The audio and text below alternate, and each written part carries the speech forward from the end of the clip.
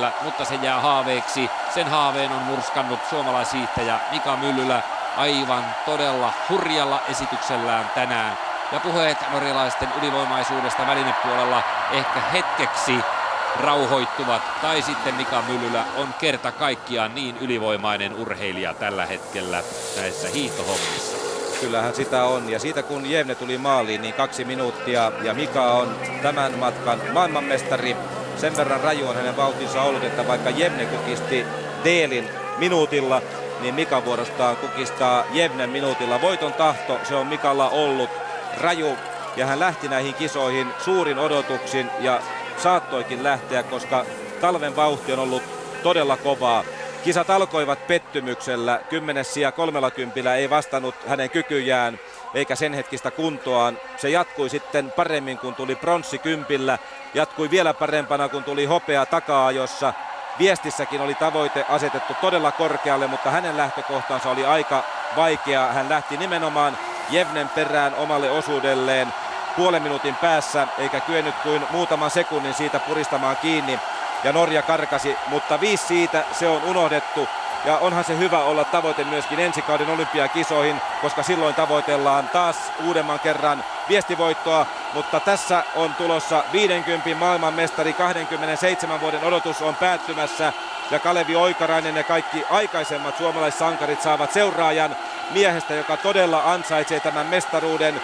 Sympaattinen urheilija, joka täälläkin on voittanut uusia kannattajia itselleen, uusia kannattajia suomalaishiihdolle. Ja voisi kuvitella, että tästä lähtee hiihtoinnostus taas nousemaan, koska ainakaan minä en voi kuvitella miellyttävämpää urheilijaa kuin Mika Myllylä. Kysykää keneltä tahansa Ruotsissa, kysykää Norjassa, kysykää missä tahansa, missä hiihdetään. Siellä tunnetaan Mika Myllylä varmasti sympaattisimpina urheilijana kaikista. Ja nyt on hänen unelmiensa täyttymys lähellä. Vilkaisu vielä sinne, aikaa on riittämin. Sitä on minuutin verran ja Mika Myllylä on maalissa ylivoimaisena maailmanmestarina.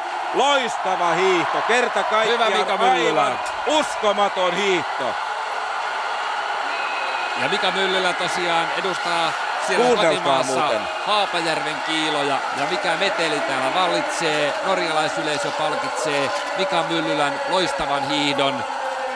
Se pitää 50 kilometristä. Se tietää, että tämä on hiihtourheilun kuninkuusmatka. Ja yksi sen suurista suosikeista, jos oma hiihtäjä ei voi voittaa, he varmasti suovat sen erityisen mielellään tämän kunnian ja voiton Mika Myllylälle.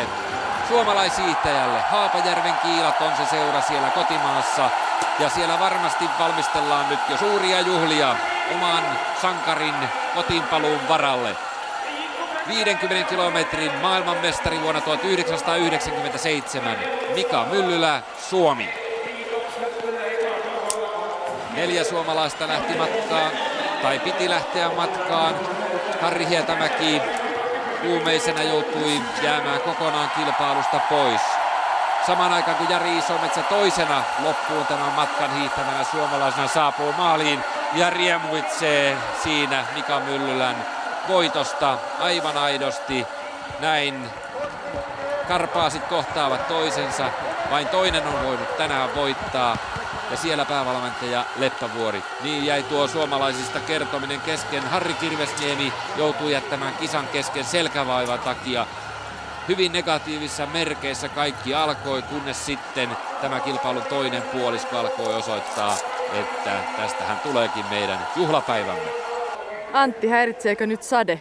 Ei haittaa. Ei todellakaan. Aivan sama.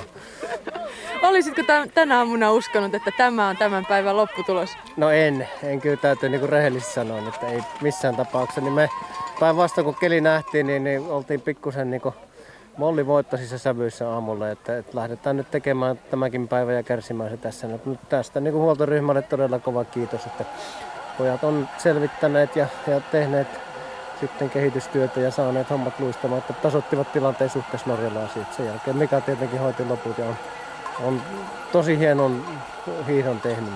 Ja kaiken kaikkiaan koko kisat on menneet Mika on saatu tosi hienosti. Niin kommea kruunu kaiken kaikkiaan ja muutenkin et kai sä voi oikein olla muuta kuin tyytyväinen näihin kisoihin kokonaisuuteen. No kyllä tämä, siis meillä oli 2-4 mitalia oli tämä kokonaistavoite. Meillä oli se eilen jo täynnä ja nyt saatiin kultainen vielä 50, joka taitaa olla Tatralta edellinen tullut, niin kyllä voi sanoa, että erittäin tyytyväinen. Ja tässä sitten lähdetään uusin haasteen kohti Natalaa. Ei muuta kuin nyt juhlimaan. Kiitoksia Antti.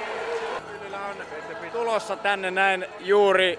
Hänellä oli jaloissa kramppeja ja pientä hierontaa hän sai tuolla sisätiloissa. Lämmintä vaatetta päälle.